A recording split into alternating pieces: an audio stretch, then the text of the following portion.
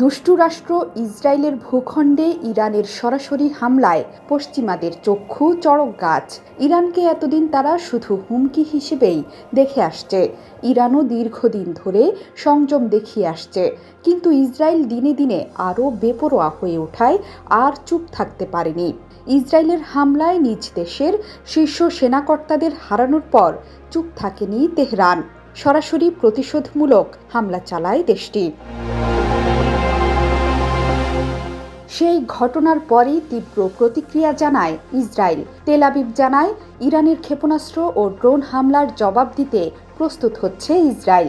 এ হামলার অন্যতম লক্ষ্য হতে পারে ইরানের পারমাণবিক চুল্লি ও পরমাণু গবেষণা কেন্দ্রগুলো। বার্তা সংস্থা রয়টার্স জানিয়েছে, এমন আশঙ্কা জানিয়েছে জাতিসংঘের পরমাণু পর্যবেক্ষণ সংস্থাও।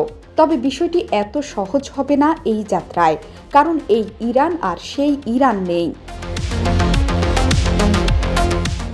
আঞ্চলিক ও বৈশ্বিক পরিস্থিতি মোকাবেলায় ইরান গেল 4 দশকেরও বেশি সময় ধরে নিজেদের অর্থেই ঢেলে সাজিয়েছে নিজেদের প্রতিরক্ষা ব্যবস্থা।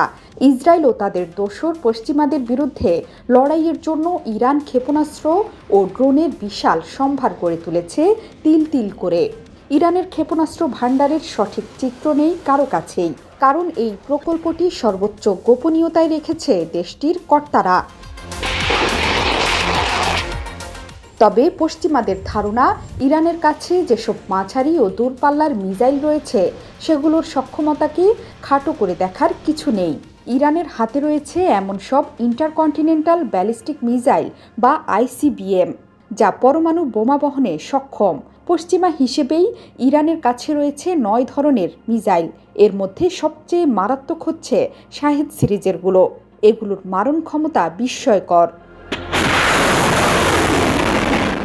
শুধু মিসাইলই নয়, শত্রুর আক্রমণ মোকাবেলায় ইরানেরও রয়েছে শক্তিশালী আকাশ প্রতিরক্ষা ব্যবস্থা, যার কথা এতদিন জানা না গেলেও রোববার ইসরায়েলে হামলার পর এ নিয়েই জোর চর্চা চলছে সবখানে।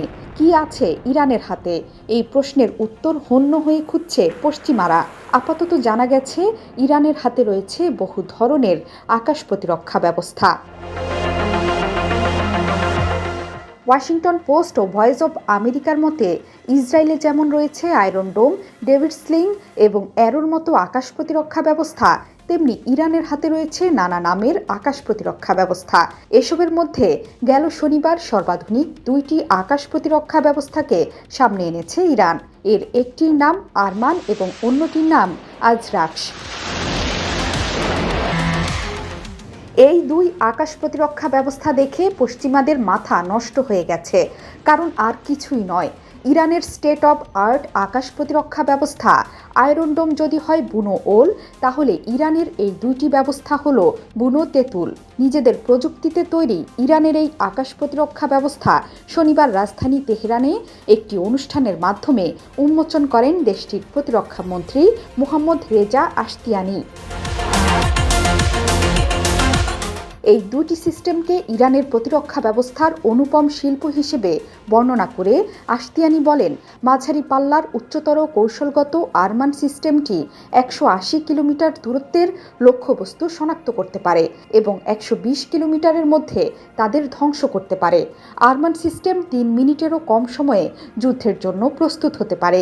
এই ব্যবস্থায় শাহেদ সিরিজের 3টি অত্যাধুনিক মিসাইল ব্যবহার করা হবে। অন্যদিকে আজরাক্স সিস্টেম ড্রোনসহ ছোট আকারের আকাশযানের হুমকি নিষ্ক্রিয় করতে গুরুত্বপূর্ণ সুবিধা দেবে। 2 সিস্টেমেই রয়েছে উন্নত ত্রিমাত্রিক রাডার সিস্টেম, একটি অপটিক্যাল সার্চ সিস্টেম এবং অত্যন্ত নিখুঁত প্রযুক্তির শনাক্তকরণ ডিভাইস, যার মাধ্যমে অল্প সময়ের মধ্যে শত্রুর লক্ষ্যবস্তু ধ্বংস করা যাবে। সিস্টেমটি বিভিন্ন যানবাহনে স্থাপন করা যায় এবং অপারেশনের দিন-রাতে ব্যবহার করা যায়।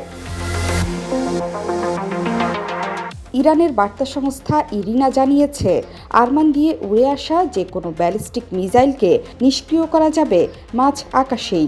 এই সিস্টেমে রাখা শাহেদ 3 মিসাইলটি আকাশে বিচরণ করে যে কোনো তাপ পরিবাহী বস্তুকে শনাক্ত করে ধ্বংস করতে পারে। অন্যদিকে আকাশ বেয়ে উড়ে আসা ড্রোনসহ নানা ধরনের ছোটখাটো হুমকিকে ব্যর্থ করে দেবে আজরাক্স সিস্টেম। জোহরা চৌধুরী সেতু, ৭১।